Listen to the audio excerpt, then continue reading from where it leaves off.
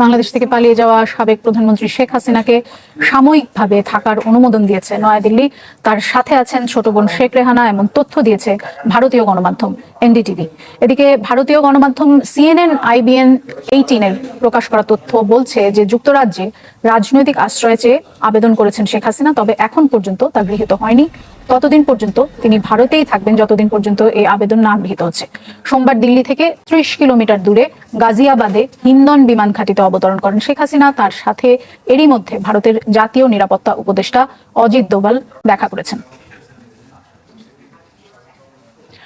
বাংলাদেশ পরিস্থিতি নিয়ে আলোচনায় সর্বদলীয় বৈঠক করেছে ভারতের কেন্দ্রীয় সরকার। এতে সরকারের সিদ্ধান্ত মেনে নেয়ার কথা জানায় কংগ্রেস সহ সব দল। মঙ্গলবার সকালে ভারতের পার্লামেন্টে এ বৈঠক অনুষ্ঠিত হয়। বৈঠকে শেখ হাসিনার দিল্লিতে থাকার বিষয়টি নিশ্চিত করেছেন ভারতের পররাষ্ট্রমন্ত্রী এস জয়শঙ্কর। এর আগে গতকাল রাতে নরেন্দ্র মোদীর বাসভবনে জরুরি বৈঠক করেন ভারতের কেন্দ্রীয় মন্ত্রিসভার নিরাপত্তা বিষয়ক কমিটি। উপস্থিত ছিলেন স্বরাষ্ট্রমন্ত্রী অমিত শাহ, প্রতিরক্ষা মন্ত্রী রাজনাথ সিং সহ গোয়েন্দা বিভাগের কর্মকর্তারা। এ সময় বাংলাদেশ পরিস্থিতি নিয়ে মোদীকে অবহিত করা হয়। দর্শক, আরো জানাতে কলকাতা থেকে যুক্ত হচ্ছেন শুভজিৎ পুততুণ্ড। শুভজিৎ, আমরা এইমাত্র দর্শকদেরকে জানাচ্ছিলাম যে সাবেক প্রধানমন্ত্রী শেখ হাসিনা এখন ভারতের দিল্লিতে অবস্থান করছেন এবং এই বাংলাদেশ পরিস্থিতি নিয়ে ভারতে একটি সর্বদলীয় বৈঠক হচ্ছে। সব মিলিয়ে ভারত আসলে যথেষ্ট গুরুত্বের সাথেই বিষয়টি নিচ্ছে বলে মনে হচ্ছে। দেখুন, প্রধানমন্ত্রী শেখ হাসিনার সঙ্গে কিন্তু বাংলাদেশ ছাড়ার আগে থেকেই ভারতের যে যোগাযোগ সেটা কিন্তু ছিল এবং তারা কিন্তু সার্বক্ষণিক যোগাযোগ রেখেছিলেন তার নিরাপত্তার বিষয়ে।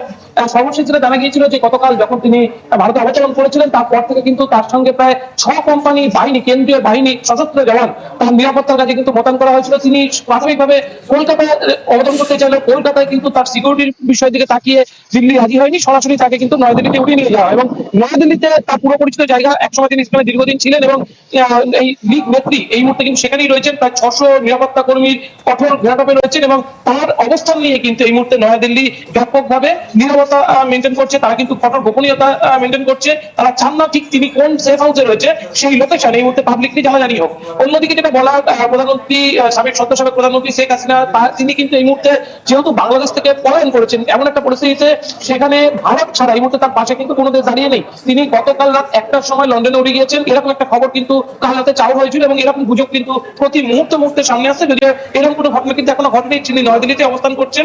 তিনি গতকাল তিনি কিন্তু ভারতে থাকতে চাননি, তিনি লন্ডনে উড়ে যেতে চেয়েছিলেন, কিন্তু একদম যেটা একেবারে যেটা পররাষ্ট্র মন্ত্রণালয়ের খবর এবং নিশ্চিত করা যেতে পারে সেখান থেকে কিন্তু তার যে অ্যাসাইলামের আবেদন সেটা খারিজ হয়েছে। অন্যদিকে এরপর কিন্তু বেশ কিছু দেশের কথা উঠে এসেছে, তার মধ্যে যেরকম রয়েছে বেলারুশ, ফিনল্যান্ড, বেলজিয়াম সহ একাধিক দেশের সঙ্গে কিন্তু কথাবার্তা চলছে। বেশ কিছু মিডল ইস্টার্ন দেশের সাথে কথা চলছে, কিন্তু তারা কিন্তু একাধিক অপশন খোলার চেষ্টা করছে, কিন্তু কোনো দরজাই কিন্তু এখনো তার জন্য খোলেনি। ফলে একটা কিন্তু সংখ্যা তৈরি হচ্ছে তিনি ভারতে থাকবেন কিনা। যদি ভারত যে তাকে রাখতে খুব বেশি উৎসাহী ব্যাপারটা এমন না, কারণ তার নিরাপত্তার ব্যবস্থা করতে ভারতকে এই মুহূর্তে যথেষ্ট দিক পেতে হচ্ছে এবং এই ধরনের বাংলাদেশের নতুন যে সরকার তাদের সাথে যদি ভারতকে এই মুহূর্তে সুসম্পর্ক স্থাপন করতে হয় সেক্ষেত্রে কিন্তু শেখ হাসিনা তাদের ক্ষেত্রে একটা অন্তরায় হয়ে দাঁড়াতে পারে এবং সেটাই কিন্তু ভারত ইতিমধ্যেই ভাবাচ্ছে। আজকে আপনি জানেন যে সর্বদলীয় বৈঠক হয়েছে, সেখানে কিন্তু এই বিষয়টা যেটা বারবার উঠেছে যে নতুন সরকারের সঙ্গে কি করে ভারত নতুন যে সম্পর্ক সেটা কিভাবে স্থাপন করবে, ভারতের দূতাবাস সেখানে কিভাবে কাজ করবে, ভারতের দূতাবাসে যারা বাংলাদেশী নাগরিক যারা ভিসার আবেদন করছে সেই ভিসার আবেদন কতটুকু এই মুহূর্তে গ্রহণযোগ্য হবে বা ভিসা দেওয়ার প্রক্রিয়া সেটা কন্টিনিউ রাখা হবে কিনা, সব বিষয়ে কিন্তু এই মুহূর্তে আলোচনাধীন ছিল এবং সেখানে কিন্তু একটা সর্বসম্মত সিদ্ধান্ত হয়েছে। মূলত সীমান্তরক্ষী বাহিনী অর্থাৎ ভারতের সঙ্গে যে 5 রাজ্যে ঘেরা যে সীমান্ত 4000 কিলোমিটারের বেশি, এই গোটা সীমান্তরক্ষীদের মাধ্যমে কিন্তু সিল করে দেওয়ার যে প্রক্রিয়া সেটা কিন্তু শুরু হয়েছিল গতকাল থেকেই এবং আজকে আরো বেশি কড়াকড়ি আরোপ করতে বলা হয়েছে, কারণ সীমান্তের শরণার্থীদের ঢল নামার একটা আশঙ্কা সেটা কিন্তু করা হয়েছে। এবং আজকে কিন্তু সর্বদলীয় বৈঠকে এটা কিন্তু অত্যন্ত বড় ইস্যু ছিল, যদি শরণার্থী ঢল নামে সেক্ষেত্রে তারা কিভাবে সামাল দেবে। ভারতের একদম এনআরসি অ্যাক্ট যেটা কিছুদিন আগে পাস হয়েছে বা এনপিআর অ্যাক্ট, সেই অ্যাক্ট অনুযায়ী শরণার্থীদের হিন্দু শরণার্থীদের যদি তারা আশ্রয় চায় সেক্ষেত্রে কোন উপায় আশ্রয় দেওয়া হবে সর্ব বিষয়ে কিন্তু আজকে আলোচনা হয়েছে। এবং তারপরে কিন্তু আবারও যে কেন্দ্রীয় মন্ত্রিসভার 4 গুরুত্বপূর্ণ মন্ত্রী তারা নিজেরা বৈঠক করেছে এবং সেখান থেকে তারা একটা বৃহৎ চিত্র তারা তুলে ধরেছেন। বলা হচ্ছে কিছুক্ষণ পরে হয়তো তারা সেটা সংবাদ মাধ্যমে জানাতে পারে, কিন্তু কতটুকু জানাবে তারা যেভাবে গোপনীয়তা মেনটেন করছে সেই বিষয়ে কিন্তু সন্দেহ রয়েছে। শুভজিৎ, শেখ হাসিনা তো ভারত ভারতে রাজনৈতিক আশ্রয় চাননি, তিনি একটি অন্তর্বর্তীকালীন অবস্থার জন্য ভারতে আছেন, যতদিন না পর্যন্ত তিনি অন্য দেশে আশ্রয় না পান। এই বিষয়ে আসলে ভারতের আইন কি বলে, কতদিন তিনি সেভাবে সেখানে অবস্থান করতে পারবেন? আরেকটি বিষয় হচ্ছে যে সাধারণ মানুষের প্রতিক্রিয়া আসলে কি, আমরা দেখছিলাম যে পশ্চিমবঙ্গের কিছু ছাত্ররা কিন্তু বেশ আন্দোলনে ছিলেন, যে শেখ হাসিনা যেভাবে যে তার সরকারের কর্মকাণ্ড নিয়ে তারা যথেষ্ট সমালোচনা করেছেন, তারা প্রতিবাদ জানিয়েছেন।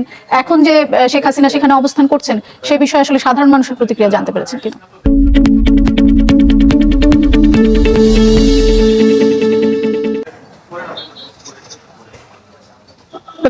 পশ্চিমবঙ্গের ক্ষেত্রে একটা বিরল দৃশ্য ছিল যে পশ্চিমবঙ্গে শেখ হাসিনার বিরোধিতা, যেটা কিন্তু একেবারে বিরল দৃশ্য বলা যায়, এবং শুধু বিরোধিতা বললে ভুল বলা হবে। সেখানে কিন্তু তাকে যে বিভিন্ন নামে আখ্যায়িত করা হয়েছিল সেটা কিন্তু কার্যত নজিরবিহীন ছিল। এবং পশ্চিমবঙ্গের এই যে চিত্র বারবার হাই কমিশনে আমরা দেখেছি, যদি হাই কমিশন তিনটে দিক ধরেন, তিন দিক থেকে হাই কমিশনে তিন ভাবে মিছিল আসা, পুলিশকে যা ট্যাকেল করতে বারবার একটা বড় সমস্যা মুখে পড়তে হয়েছিল, যে চিত্র কলকাতার ক্ষেত্রে যথেষ্ট ব্যবহারিক। এবং এমন ছবি যখন সামনাসামনি উঠে এসেছে, সেক্ষেত্রে কিন্তু শুরুতেই বলা হয়েছিল শেখ হাসিনার জন্য কলকাতা কোনোভাবে নিরাপদ নয়, ফলে কলকাতা তাকে রাখার যে কোনো রকম ঝুঁকি, সেটা কিন্তু কেন্দ্রীয় গোয়েন্দা সংস্থার যে স্পেশাল একটা টিম এই মুহূর্তে শেখ হাসিনা দেখভাল করছে, তারা কিন্তু নিতে চাননি, তারা তাকে সরাসরি দিল্লি নিয়ে গিয়েছেন। এখানেও প্রস্তুতি তিনি কতদিন থাকতে পারবেন, যেহেতু তিনি রাষ্ট্রপ্রধান ছিলেন, এবং সেই হিসাবে তার ডিপ্লোম্যাটিক পাসপোর্টে তিনি এন্টার করেছেন কিনা, বা আদৌ তার পাসপোর্টের প্রয়োজন হয়েছে কিনা, কারণ তিনি কিন্তু ভারতের কাছে তো রাজনৈতিক ভাবে আশ্রয় রয়েছেন, তিনি চাননি আশ্রয়। কিন্তু এই মুহূর্তে তার যেহেতু থাকার জায়গা নেই, অন্যান্য কোনো দেশ তাকে শরণ দিতে রাজি হচ্ছে না, ফলে ভারতের কাছে কিন্তু চ্যালেঞ্জ তাকে কোন উপায় রাখা হবে। কারণ এর আগেও বঙ্গবন্ধু হত্যার পর সেক্ষেত্রে কিন্তু তাকে কিন্তু দীর্ঘদিন ভালো থাকতে হয়েছিল, দীর্ঘ সময় তাকে ভালো থাকতে হয়েছিল। সেই সময় তাকে যে উপায় রাখা হয়েছিল, আপাতত বলা হচ্ছে সেই উপায় হয়তো তাকে রেখে দেওয়া হবে, কিন্তু ঠিক কতদিন সেটা কিন্তু এখনো বোঝা যাচ্ছে না। তার জন্য একাধিক অপশন এখনো পর্যন্ত খোঁজা হচ্ছে, দেখা হচ্ছে সেরকমভাবে গণতন্ত্রে দেখা হচ্ছে। কোনো দিক থেকে যদি তাদের কোনো রকম ধন্যবাদ শুভজিৎ। দর্শক, শুভজিৎ পুততুণ্ড আমাদের সঙ্গে পশ্চিমবঙ্গ থেকে যুক্ত হয়েছিলেন। আপনাদের এর মধ্যে জানিয়েছি যে পদত্যাগ করে দেশ ছাড়ার পর গুঞ্জন উঠেছে এরকম একটি, যে শেখ হাসিনা লন্ডনে যেতে পারেন এবং লন্ডনে তিনি পলিটিক্যাল অ্যাসাইলাম বা রাজনৈতিক আশ্রয় চেয়েছেন, এরকম একটি গুঞ্জন শোনা যাচ্ছে। এ বিষয়ে আরো জানতে লন্ডন থেকে আমাদের সঙ্গে যুক্ত হবেন ইমরান নাফিস, তিনি আমাদেরকে এই বিষয়ে আরো জানাবেন। ইমরান নাফিস যুক্তরাজ্য প্রবাসী একজন সাংবাদিক। ইমরান নাফিস, আপনিও নিশ্চয়ই শুনেছেন, অনেকগুলো দেশের নাম শোনা যাচ্ছে, কিন্তু তার মধ্যে সবচেয়ে জোরে সোরে শোনা যাচ্ছে যুক্তরাজ্যের নাম, যে যুক্তরাজ্যে পলিটিক্যাল অ্যাসাইলাম চাইতে পারেন শেখ হাসিনা। এ বিষয়ে আপনার কাছে কি তথ্য আছে? ধন্যবাদ দোলা। অনেক ধরনের গুঞ্জনই শোনা যাচ্ছে। গত সোমবারে বাংলাদেশের সাবেক প্রধানমন্ত্রী বাংলাদেশ থেকে ভারতে চলে যাওয়ার পরে আসলে উনি, আপনি কিছুক্ষণ আগে বললেন যে তিনি ভারতে অ্যাসাইলাম ক্লেমটা করেননি, তিনি আসলে অন্য কোনো দেশে যেতে চাচ্ছিলেন, এবং সবার প্রথমে গুঞ্জন শোনা যাচ্ছিল গ্রেট ব্রিটেনের কথা। আমি ব্যক্তিগতভাবে যতখানি খোঁজ খবর নেওয়া সম্ভব হয়েছে, তাতে করে যেটা দেখেছি যে প্রধানমন্ত্রী, ব্রিটেনের প্রধানমন্ত্রীর অফিস থেকে একটা স্টেটমেন্ট দেওয়া হয়েছে। সেখানে আসলে সরাসরি শেখ হাসিনার এই রাজনৈতিক আশ্রয় প্রার্থনা এবং পাওয়া নিয়ে সেভাবে বলা না হলেও, ওখানে আসলে বাংলাদেশে বর্তমান পরিস্থিতি কত তাড়াতাড়ি স্বাভাবিক করা যায় সেই বিষয়ে আসলে গুরুত্ব আরোপ করে আসলে স্টেটমেন্টটা দেওয়া হয়েছিল।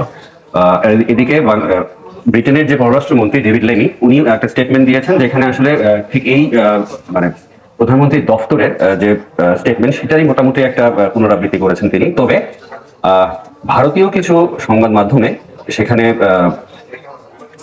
খবর দেখা যাচ্ছে যে তারা আসলে ব্রিটেনের প্রধানমন্ত্রী দপ্তর এবং কিছু দায়িত্বপূর্ণ সরকারের দায়িত্বপূর্ণ ব্যক্তির সাথে কথা বলেছেন। তারা তাদেরকে বলেছেন যে ব্রিটেনে আসলে রাজনৈতিক আশ্রয় দেওয়ার জন্য ব্রিটেনের যে সুনাম রয়েছে বা তাদের এই দেশে যে ঐতিহ্য রয়েছে, সেটা অবশ্যই ঠিক আছে। তবে অতি গুরুত্বপূর্ণ রাজনৈতিক ব্যক্তিত্বদের, যাদের আসলে আন্তর্জাতিক প্রোটেকশনের কিছু বাধ্যবাধকতা রয়েছে, এই ধরনের ব্যক্তিদের ক্ষেত্রে প্রোটেকশন দেওয়ার ক্ষেত্রে বা রাজনৈতিক আশ্রয় দেওয়ার ক্ষেত্রে ব্রিটেন আসলে সেভাবে বাধ্য নয়। তারা যে রুলটা ফলো করে, তাদের যে আসলে সংস্কৃতিটা, সেটা হচ্ছে যে সব থেকে কাছাকাছি যে সেফেস্ট, যে সব থেকে নিরাপদ যে জায়গাটি আছে, সেই জায়গাতেই আসলে তারা এই ধরনের হেভিয়েট ব্যক্তিবর্গদের চলে যাবার জন্য তারা পরামর্শ দিয়ে থাকেন, যেটা আসলে ভারতীয় গণমাধ্যম এবং অনেক বিশ্লেষক ইনডিরেক্টলি এটা গ্রেট ব্রিটেনের পক্ষ থেকে একটা প্রত্যাখ্যানের সুর হিসেবে অভিহিত করছেন। তবে এখন পর্যন্ত এখান থেকে নিশ্চিত কিছু এখন পর্যন্ত আপনি জানতে পারছেন